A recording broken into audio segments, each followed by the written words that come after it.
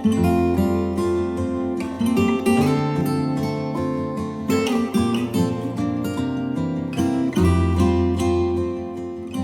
everyone, Christina here. Welcome to day 14 of the holiday card series for 2019. Just a reminder that this holiday card series includes videos uploaded on Monday, Wednesday, and Friday at 8 a.m. Mountain Time all the way through December 20th. And thank you guys so much for joining me and tuning in each time I post. So today's card is all about creating some ornaments on cards using some pearlescent paint from Finetec. I have two stamp sets from Honeybee that are perfect for this type of card, and there are many others out there. I'm sure you might even have some in your own stash already. So let's jump into it. The two stamp sets I'm using from Honeybee are Santa Express and Season to Sparkle. Both of these stamp sets have really fun hand-lettered sentiments, and I noticed when I saw these two stamp sets that the sentiments are sort of in a circular shape. And that's what led me to the idea of creating some Christmas ornaments and putting the sentiments on them. I'm using some black watercolor paper today so that I can do lots of layers of watercolor, and I've cut them down into some smaller sizes to use on some cards. This first card is going to be a 5x7 card, so I've cut it so that it's 4x6. And now I'm using a circular compass tool.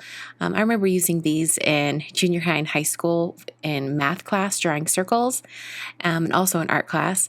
And I just sort of sized a circle so that it would fit that one of the larger greetings in the Season to Sparkle stamp set.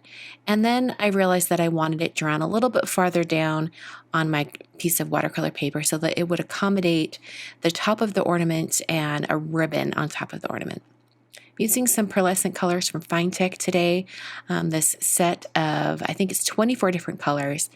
And I'm starting out with this first one using colors of blue and green. And that's going to sort of be the color palette or scheme for this first card. I'm going to be showing you all of the painting in real time so that you can see how slow I was painting this circle. And I want to emphasize how slow I painted because painting circles in particular can be quite difficult if you don't slow down. You'll get lots of lumps and bumps along the line of your circle, and then it won't look as nice as it could. So if you're going to make a card like this, or paint any Christmas ornaments in general or circle shapes, I really encourage you to just slow down, take your time, enjoy the process, and let the paint do all of the work. So these Finetec pearlescent paints are beautiful when they're mixed together, and I thought I would just paint these colors side by side and let them sort of mix and meld with each other. When I painted this, it started to sort of look like the earth in space to me because of all that blue. It won't look like that always. Once I get to putting the greeting on, it will start to look a little bit more just like a shiny Christmas ornament. But I did want to show you that I mixed lots of blues and kind of teals and this icy blue shade, trying to get all those colors moving. And I also did just drop in additional color on top just to get some color transition and have a little more even color all throughout. So after I had this one completely painted, I actually set it aside to dry. It needs to dry completely before I do anything else to that. For my second card, since I'm going to be using the smaller sentiments from that stamp set that had a ton of greetings, I drew smaller circles. And I thought this one would be fun to have the greeting on the main ornament in the front and then two ornaments sort of behind it.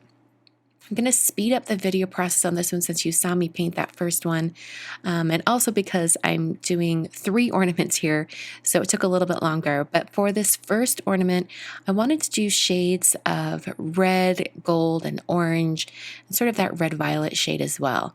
I wanted this color scheme on this card to be quite different from the other card. That first card had very cool tone colors.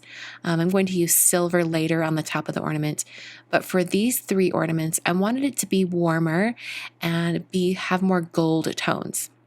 So I used my heat tool to speed dry this first ornament, and then I went on to paint the other ones.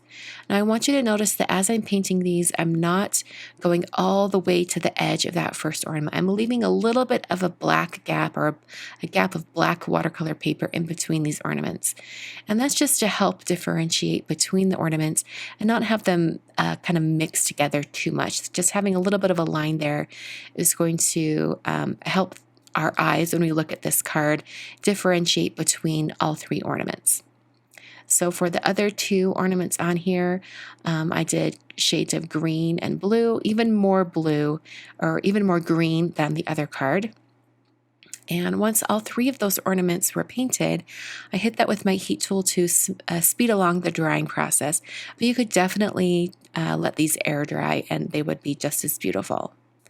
So now I'm going to take both of these cards, or both of these watercolor panels, and stamp the greetings on them. I'm using this small one that says, Santa said you've been good this year. I thought that would be fun. And I'm going to be stamping this in Versamark ink and then heat embossing it. So I'm going to ink up my stamp, and I'm actually going to stamp the greeting multiple times. I did some experimenting before I started filming, and I realized that to heat emboss on top of this very textured watercolor paper, you really needed to stamp quite a few times. So it's almost essential to have a MISTI stamp tool or any other stamp positioning tool to make sure that you stamp in the exact same spot. I sprinkled on some Brutus Monroe Alabaster embossing powder and then tapped off the excess. I then used a heat tool to heat set this until that greeting was smooth and melted as a nice stark white against that metallic background. You can see how beautiful that is with that metallic shade. I'm now going to stamp on the larger card, and I'm using the larger greeting from Season to Sparkle, and I'm going to stamp it like I did the other one. I stamped it multiple times so that I got a really good impression. I used the same white embossing powder right on top of this greeting, sprinkled on it a couple times to make sure I got a really good coating, and then tapped off the excess. To finish up the greeting off, I used a heat tool until it was smooth and melted, and then you can see how much it stands out on top of that metallic watercoloring. All right, so now I'm going to work on the tops of the ornaments, like the metal pieces that hang the ornaments themselves. And I'm using this kind of white silver shade from the Finetec palette. I drew on that shape first and then filled it in with that same paint. And then I drew in a curved line so that would be the back side of this topper on the ornament. I filled that in as well. And then I used my brush and just sort of drew in a little looped oval, which is like the little circular, I guess it's just a loop on top of your Christmas ornament where the string hangs. I used a gold shade for the smaller three ornaments. And just so you know, I'm using a size 2 round brush for the little toppers on these ornaments, whereas I believe I was using a size 8 brush or maybe even a 10 for the ornaments themselves. I'm now using some white gouache paint to paint on some details onto the two ornaments behind this main ornament. I decided to do really, really simple designs, just some stripes with some dashed lines, and then I drew in some very simple snowflakes, nothing too complicated, just 6-sided snowflakes with some dots in between. And to finish off the design on the other ornament, I decided to paint some very simple polka dots. Very simple patterns on these ornaments really help that main center ornament stand out. And then I grabbed some red, this is the most red shade in the palette, and I painted on a bow on the smaller ornament. And then I painted a much larger bow on this single ornament card. And I really thickened up those lines, made sure that ribbon stands out. And I really love how this ribbon turned out, especially when you tip it in the light and you can see the shimmer on that paint.